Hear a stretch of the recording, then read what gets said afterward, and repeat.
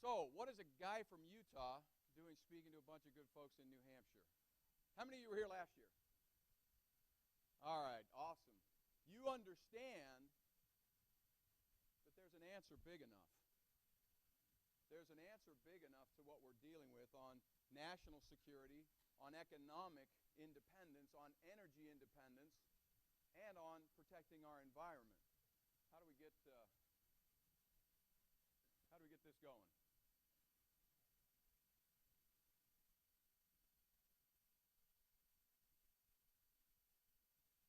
No, you understand. So you remember last year we talked about the tug of war? You remember that? The tug of war. How many? We've all done a tug of war before, right?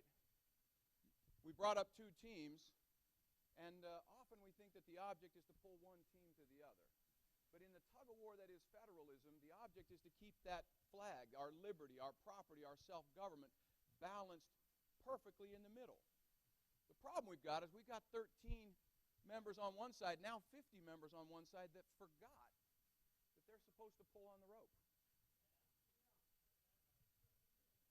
They forgot that they're supposed to pull on the rope. And that's not just states' rights. It's not, I'm mad as hell and so I'm going to pull on the rope. It's their constitutional duty. It's the constitutional duty. And unfortunately, we get states that say, I'm so busy with so many other things, I don't have time to pull on the rope. I forgot how to pull on the rope. I'm afraid that big guy over there pulling on the other end of the rope will get mad if I pull on this rope. Worse yet, the big guy's paying me not to pull on the rope. And so one by one, they drop the rope, and the big guy on the other side of the tug of war pulls the rope over until it's all at his feet. Our liberty, our property, our self-government are all at the feet of one of the partners in the governing partnership. What federalism is about, that is the ingenious design of our system. It's not Republicans and Democrats. It's not liberals and conservatives. It's the very structure of our system. We have to pull. We have to pull always. We don't have to pull hard. There's 50 of us. But we have to pull always. We have to pull together. That's what federalism is all about. Are we ready to go here? We're still not ready to go.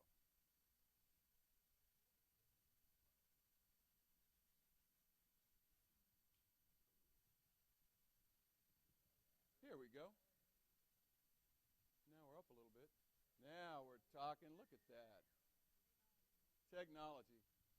Constitutional equality of the states is essential. It's essential to the way our nation is formed. So I want this side of the room over here, okay? Imagine that you live in your home. And you love your home.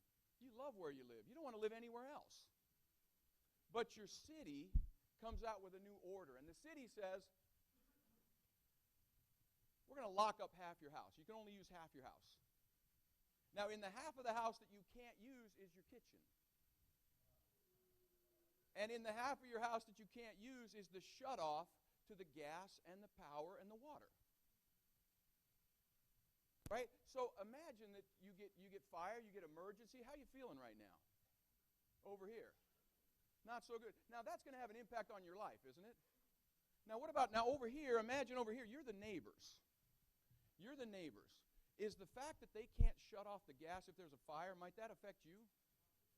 Now, also imagine that you pay to feed them because they can't get to their kitchen. And you also pay to fix the damage to their house if it burns, even though they're not allowed to prevent their house from burning down. And you got to pay for your own house. Now, the other thing you got to suppose is anytime the city wants to put out some new order and grow, they're going to go along with it because they got to keep getting that subsidy for their food. You with me? How's that sounding to y'all? Constitutional equality of the states is essential to the harmonious operation of the republic. This is the Supreme Court 2 years ago. They brought forward a 150-year line of cases. They said our nation was and is a union of states. I would like to encourage you to use that word more frequently. Instead of United States, so United States is fine, but it's a union of states. Our nation was and is a union of states equal in power, dignity, and authority. The constitutional equality of the states is essential to the harmonious operation of the republic. We're going to chat about that a little bit here. Freeing up these lands is the only solution big enough. It is a solution big enough, and it is the only solution big enough. Energy independence, economic independence, environmental stewardship of our lands. It's the only solution big enough for the entire nation.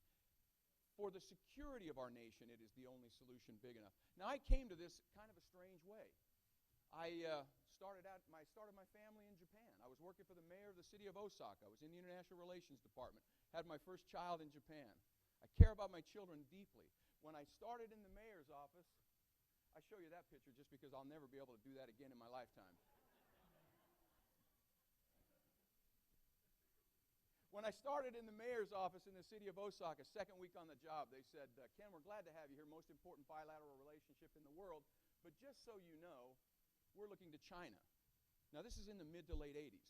We're looking to China because you've already broken the basic law of economics. Basic law of economics says you produce more than you consume. You invest the difference in additional production capacity. You're already deficit spending. We know history tells us you're on your way out, so we're looking to China. Tick me off. Just tick me off. I was 1-2 classes away from an economics double major anyway, just poured into international political economy for the next 30 years. Came to realize we're not going to pay off our debt. I ran for office because of my kids and because of this debt situation. At the time, it was only $3 trillion debt. Weren't those the days? Right? It was a $3 trillion debt. When I got into office, I realized I kept asking the question, how dependent are we on federal funds? No one could tell me. We think we're this and we think it's this, and I would ask specific departments and they didn't know. So my first session, I passed a bill that said we've got to know how dependent we are, department by department, what our contingency plans are if federal funds go away. Came to realize that we're 30% in Utah. Almost every state is 30 to 50% dependent on a federal government that tells us it's unsustainable for 30 to 50% of our state budget. Most states, it's the single largest line item of their state revenue, and there's no contingency plan. Imagine in your business, your largest customer makes up 30 to 50% of your revenue. You know they're going broke. They're already bouncing checks to the payday loan company, and you go to your partners and say, let's keep doing what we're doing. What could go wrong with that? So in a state, we also realize that in education, we're $2.5 billion below average in per pupil funding. There is no amount of tweaking the tax code that will solve that problem. And so we started looking at this as the only solution big enough. And we came across unanimous Supreme Court cases as late as 2009 that said Congress doesn't have the authority to change the uniquely sovereign character of our statehood agreement. And we began to realize that Congress is nothing more than a trustee of these lands from the very time that you as original states founded the nation and created that trust. We'll talk about that as we go. So, we all want healthy air. We all want healthy water and healthy wildlife, right? We all want safe and vibrant communities. We all want abundant recreation, right? We've been told that in order to get this, we have to have bureaucrats thousands of miles away manage our lands like a museum. You know what's in a museum, right? Dusty and dead stuff. We've been told we have to manage our lands like they're in a museum. Hands off, don't touch. That's what we've been told. How's that working out for us? Our lands being managed like they're in a museum. This year alone, 10 million acres of forested lands are going to go up in smoke. With it, millions of animals. Watersheds will be destroyed for decades. Communities are depressed. Police departments are in many cases not even funded. And recreation areas are burned and blocked. It's not working. The solution is the problem.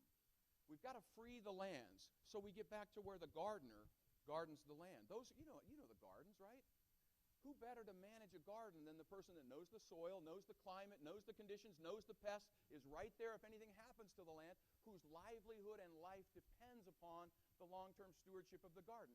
Who better to manage Utah's lands than Utahns, Montana's lands than Montana, rather than bureaucrats that are unelected thousands of miles away who do museum management. This is what we're talking about. So you can see that over the last 10 years, we've gone from 10 billion board feet harvested down to less than 2. That's even lower now. And we're up to, what are we at? That's 8 million acres burned. This year it's going to be up to 10. We're harvesting less, we're burning more. We're managing the forest for maximum combustion.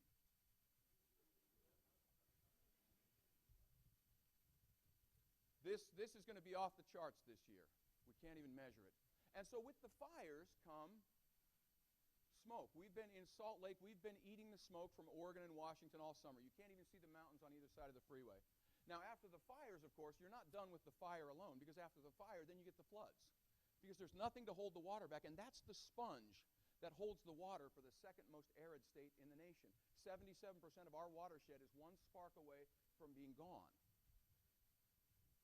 This University of California Merced scientist 2 months ago, in drought-stricken California, if they just managed the Sierra Nevadas to the sustainable tree density, 50 to 100 trees per acre instead of 500 to 1,000, if they just managed the Sierra Nevadas to the sustainable tree density, they would conserve way more than 250 billion gallons of water a year.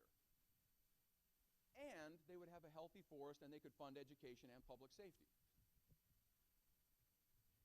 Northern Idaho, catastrophic wildfire because of the fuel loads that are built up. Cinder Bear, they called her.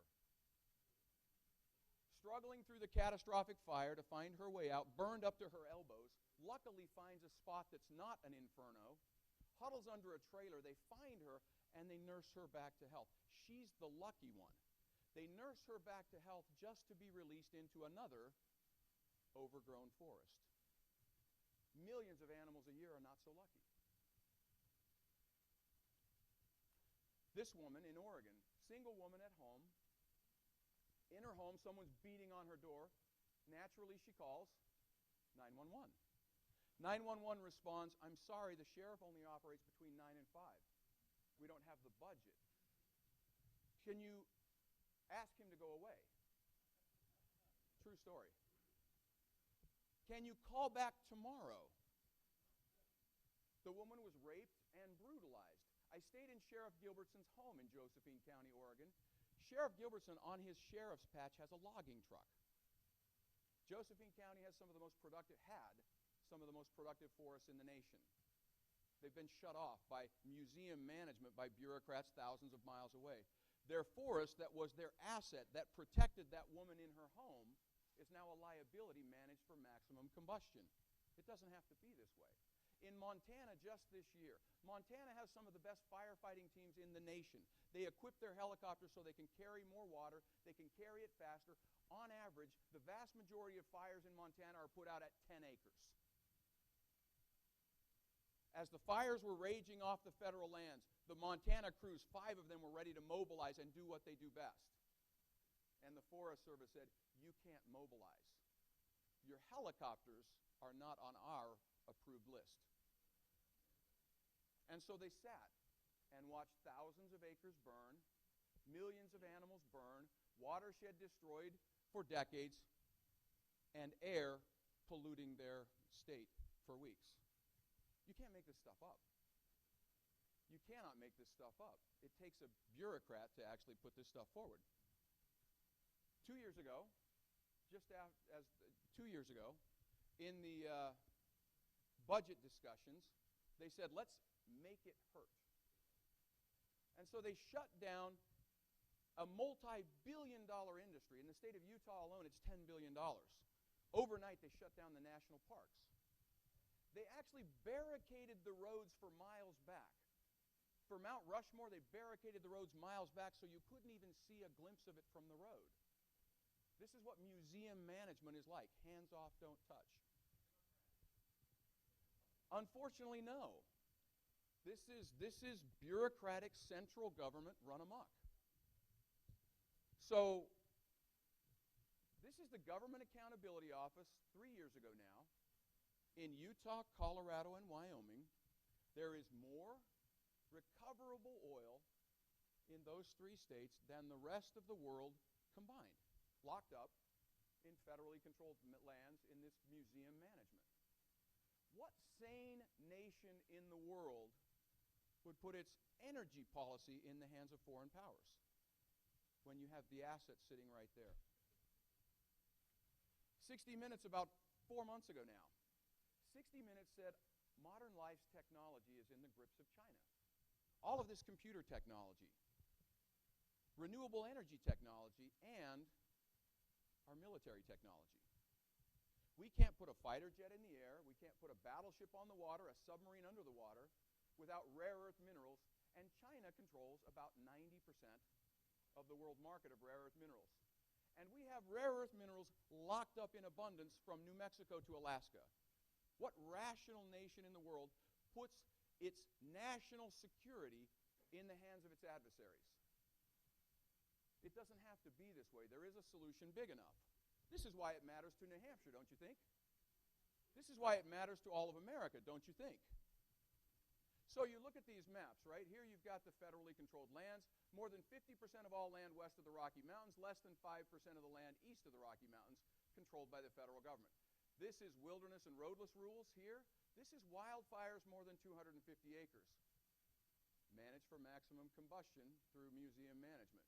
This is $150 trillion in mineral value locked up in the Federal Bureaucratic Land Museum. Property Environmental Research Center, just in April of this year, said that by all accounts, our federal lands are in trouble, both in terms of fiscal performance and environmental stewardship. The Forest Service is so busy meeting procedural requirements, they call it the analysis paralysis, the process predicament, management by litigation, that it can't fulfill its mission. I love this part. The federal government, for every dollar that it spends managing public lands, loses 27 cents. You get to pay for that in New Hampshire. For every dollar that the states spend managing the millions of acres of public land that the states already manage, they generate a positive $14.51. You should have seen his reaction over here. There is a solution big enough, right? There is, of course, the federal government's going to make up the loss by the volume, of course, right? That's how they do things. There is a solution big enough. We're talking about this. We're talking about multiple use public lands. We're not talking about national parks. We're not talking about congressionally designated wilderness. We're not talking about Indian lands. We're not talking about military bases. We're talking about freeing up these lands so they can be managed like a garden by those who know the lands best, who love the lands most, who have the most at stake with 50% of their house locked up to help our neighbors that shouldn't have to pay our food bill because our kitchen is off limits, that shouldn't have to be subject to the liability because we can't get to the gas line when the fire goes to put out the fire. We can't get to the water line that's going to now run and run off forever. We need to free up the lands, and so that Utah lands can be managed by Utahns. Nevada's lands, 85% of them can be managed by Nevadans for the benefit of the whole nation.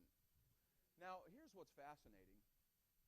Just last year, Canada has already done this.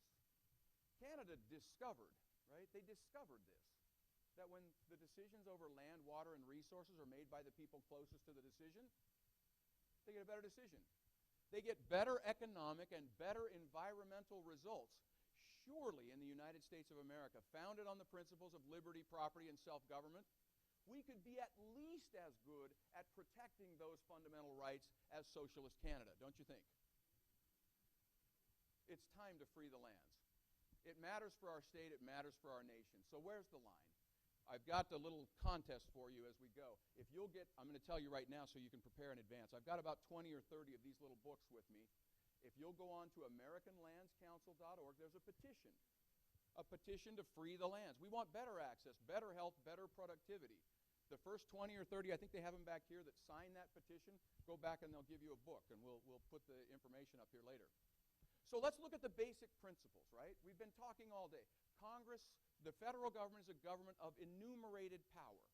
It can't do things that weren't delegated, and all powers not delegated are reserved to the states, right? Pretty simple. Now, the principles of our government, all men are created equal, endowed by their creator with unalienable rights. That means we have an exit interview.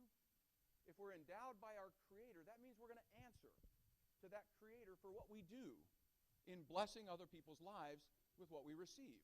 Our system was based on that. We have an exit interview. We were endowed with unalienable rights of life, liberty, pursuit of happiness, which meant property and self-government.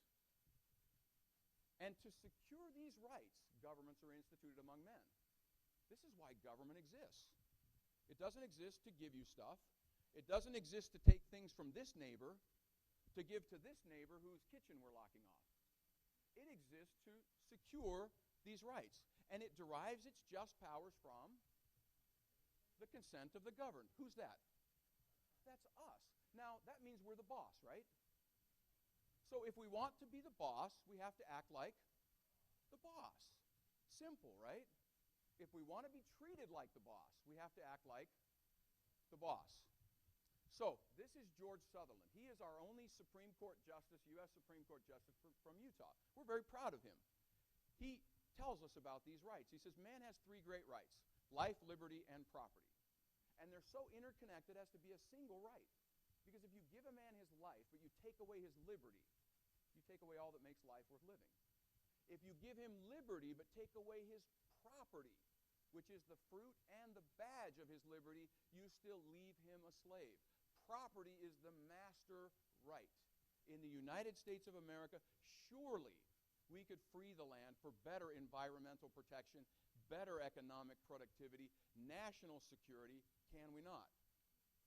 Constitution, then, this is where, in order to protect those rights, this is where powers are delegated to protect those rights. We're going to secure the blessings of liberty not just to ourselves, but to our posterity. And to do that, Congress was given certain rights with respect to land. In Article 1, Section 8, Clause 17, it says, Congress shall have the power to exercise exclusive legislation. That means jurisdiction. That means they have the governing right, power, and authority. They have the exclusive right to do that over the District of Columbia and all places purchased by the consent of the legislature for specific purposes. It's not this much authority. It's all places purchased with the consent of the legislature for specific purposes. That's their authority over property. Now, in Article 4, Section 3, Clause 2, this is in the admission of new states, the rights of and obligations to the states. And in the rights of and obligations to the states, it says, Congress shall have the power to keep the land forever and ever and ever. And it doesn't say that, does it? Congress shall have the power to dispose of the land and make needful rules and regulations for disposing of the land, and don't prejudice any of the claims. In the cases recently, the Supreme Court said that life, liberty, property is held by governments more local, not the federal museum management. The independent power of the states serves as a check on the power of the federal government, and we look to the states to defend their prerogatives by adopting the simple expedient of not yielding, and states are separate and independent sovereigns. Sometimes they have to act like it. That's the Supreme Court last year. So our system of checks and balances. How many of you have seen a chart like this in 8th grade? Right? Executive, legislative, judicial, I know checks and balances, give me the gold star. Well, that's not our government. That's not our government. This is closer to our government. Our government is a compound republic where the power is divided among two distinct governments and they control each other. But that's not the whole story. This is our government. Because in Federalist 45, it says the powers delegated are few and defined, and the powers reserved are numerous and indefinite. How many of you saw a chart like this in 8th grade? Never. That's our government. But if we don't know our government, we get this.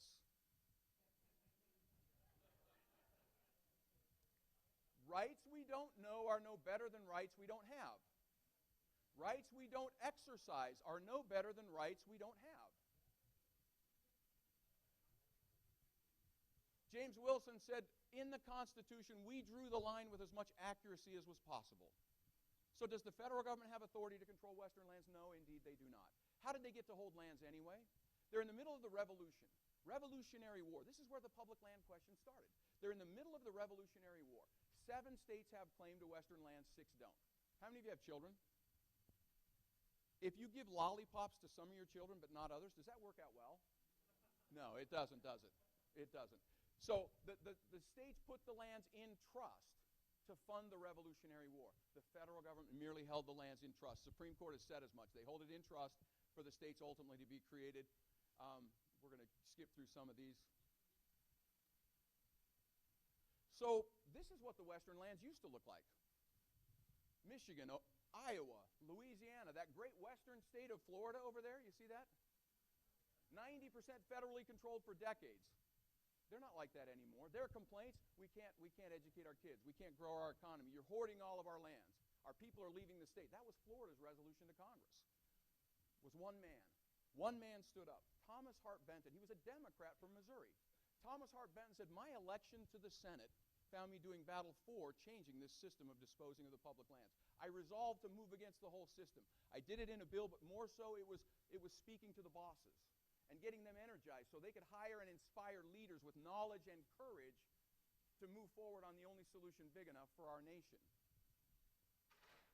He says the federal government was a monopolizer of the vacant lands of the West. He's talking about Florida and Louisiana and Illinois. And like all monopolies, it results in a hardship.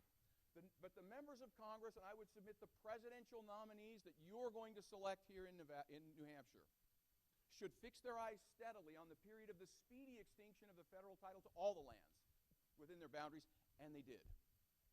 And they did. I'm here in New Hampshire so that you will pick the next Thomas Hart Benton to be the nominee for President of the United States so that we can get to better environmental protection of our lands. We can get to economic independence, energy independence. We can control our own destiny on our national security. You have the blessing and opportunity to pick the Thomas Hart Benton for the next 4 years in the United States of America. Quickly, I want to just, why does it matter? What do these things have in common?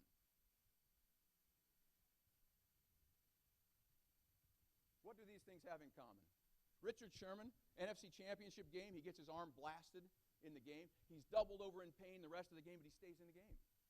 If you're Aaron Rodgers with the Green Bay Packers and the best player on the other team has just got his arm disabled and he's not coming out of the game, what do? You go after him all game long. What if the whole backfield has one arm, two arms, maybe two arms and a leg, like Nevada, 85% broken up? You take advantage of that all day long, right? Payment in lieu of taxes. Remember the kitchen is off limits and you all get to pay for their kitchen not being accessible? That's called payment in lieu of taxes. Payment in lieu of the taxes that the western states would generate if Congress had kept the original promise to dispose of the land. It's about $400 million. When Harry Reid wanted to increase food stamps just last year, $756 billion, do you know how much it cost Congress? What $1 trillion cost Congress? It cost them $400 million. For $400 million, they round up all the western votes and they increase the burden on you by $756 billion. Because the western states can't exist without that pittance. Because in Garfield County, they only have 3% taxable land. 3% taxable land. In politics, if you're exploitable, you will be exploited. So you think about this, right? Is the solution to that to get a better rider? What if you just had a stronger rider? What if you just veered that bicycle a little bit to the right or a little bit to the left? Now we have a system problem, right? We have a system problem. It is critical. The line must be drawn by the states themselves. It will be the states' own faults if they let the federal government interfere in the things of their respective jurisdictions. To close, we'll end with this, a couple of these slides here. Harry Truman, we don't propose like some people to meet today's problems by saying they don't exist, and tomorrow's problems by wishing that tomorrow would never come when that $18 trillion bill comes due. Men make history and not the other way around. In periods where there's no leadership, society stands still, or over the last 8 years goes backwards perhaps. Progress occurs when skillful, courageous leaders seize the opportunity to change things for the better. To hire a Thomas Hart Benton, that we take the environmental initiative and not kill millions of animals a year, burn tens of millions of acres, destroy watershed, protect communities, protect our recreation areas.